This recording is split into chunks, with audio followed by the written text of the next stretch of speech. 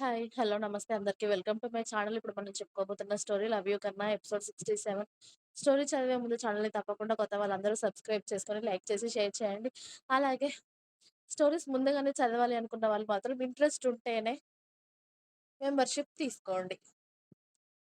కృష్ణ జానుని కోపంగా ఇంట్లోకి తీసుకొచ్చి, "ఏంటే? ఏమనుకుంటున్నాడే నీ అయ్య అసలు నా గురించి? అంత చేతకానివాడిలా కనిపిస్తున్నానా నేను?" అని అరిచాడు. జాను ఏం చేస్తుంది? ఇప్పుడు ఎవరు దిక్కు మాట్లాడినా కూడా తనకి బాధే. ఇద్దరు తనకి కావాల్సిన వారు. అటు తండ్రి, ఇటు భర్త. అందుకే కృష్ణ తిడుతున్నా కూడా సైలెంట్ గానే ఉంటుంది. వెనకే వచ్చిన జ్యోతి గారు కంగారుగా వాళ్ళ నాన్నని వాళ్ళ నాన్న అంటుంటే అమ్మాయినేమంటున్నావు కృష్ణ నువ్వు? వాళ్ళ నాన్న అన్నదానికి అమ్మాయి ఏం చేస్తుంది? కాస్త నోరు అదుపులో పెట్టుకోవడం నేర్చుకోరా ఇప్పటికైనా అని జ్యోతి గారు అరుస్తున్నా కూడా వాళ్ళ అమ్మ మాట వినట్లేదు. కృష్ణ ప్రసాద్ గారిక భార్యాభర్తల విషయంలో జోక్యం చేసుకోకూడదని సైలెంట్‌గా ఉన్నారు. చెప్పవే! కనీసం నీ అయ్య నన్నంత తిడుతున్నా కూడా నోరు విడిచి ఇప్పుడు వీడు మరి నా భర్త, నా భర్తనేమనకండి నాన్న అని ఒక్క మాట అన్నావా? అంటే నీ అయ్య నన్ను తిట్టడం నీకు కూడా ఇష్టమే కదా! ఎంజాయ్ చేస్తున్నావా నన్ను వాడు తిడుతుంటే? అని జాను మీదకి వెళ్ళాడు కృష్ణ. కృష్ణ ఆగరా! అమ్మాయి ఏం చేసిందిరా? అటు ఆయన నాన్న, ఇటు నువ్వు భర్త. ఇద్దరి మధ్యలో తను నలిగిపోతుంది తప్ప ఎవరి వైపు మాట్లాడమంటావురా? నీ వైపు మాట్లాడితే ఆయనకి కోపం. ఆయన వైపు మాట్లాడితే నీకు కోపం. మధ్యలో అమ్మాయి నలిగిపోతుంది కదరా! కాస్త అమ్మాయిని ఊరుకోనివ్వరా? అలా భయపెడితే ఎలా కృష్ణ? అని జ్యోతి గారు అంటున్నా కూడా, లేదమ్మా దీనికసలు నా దగ్గర ఉండడమే ఇష్టం లేదు. ఏదో ఇప్పుడు బలవంతానికి నన్ను పెళ్లి చేసుకున్నట్టు ఉంది. అంతే కదా! పోవే నేను నచ్చకపోతే. నీ అయ్య వాళ్ళ ఇంటికి వెళ్ళిపో. ఎందుకొచ్చావు నా దగ్గరికి?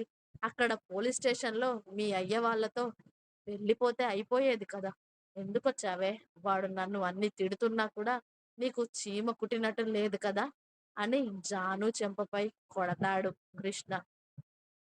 ఆ దెబ్బకి జాను వెళ్లి కింద పడిపోయేది. కానీ ఆలోపే సిరి పట్టుకొని "అన్నయ్య" అని గట్టిగా అరుస్తుంది.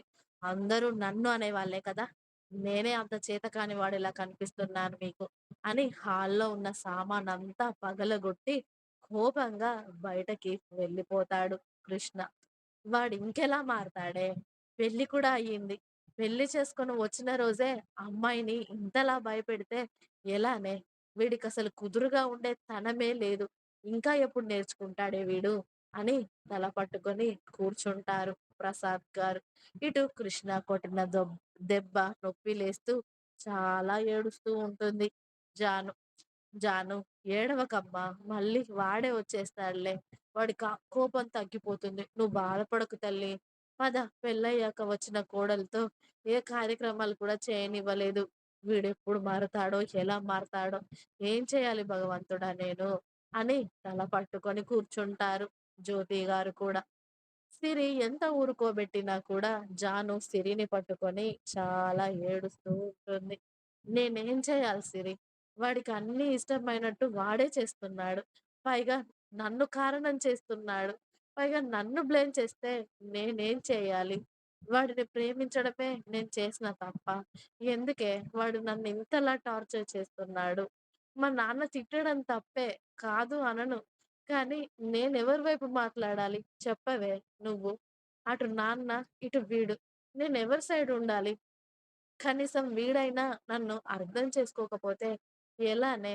వీడి కోసమే కదా! ఇప్పుడు నేను ఇంట్లో వాళ్ళని వదిలేసుకొని మరీ వచ్చాను.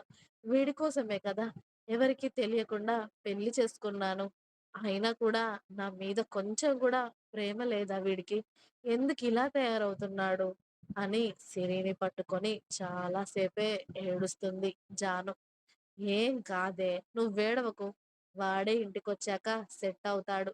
నువ్వు ఊరుకోవే. కనీసం టాబ్లెట్స్ కూడా తీసుకోలేదు.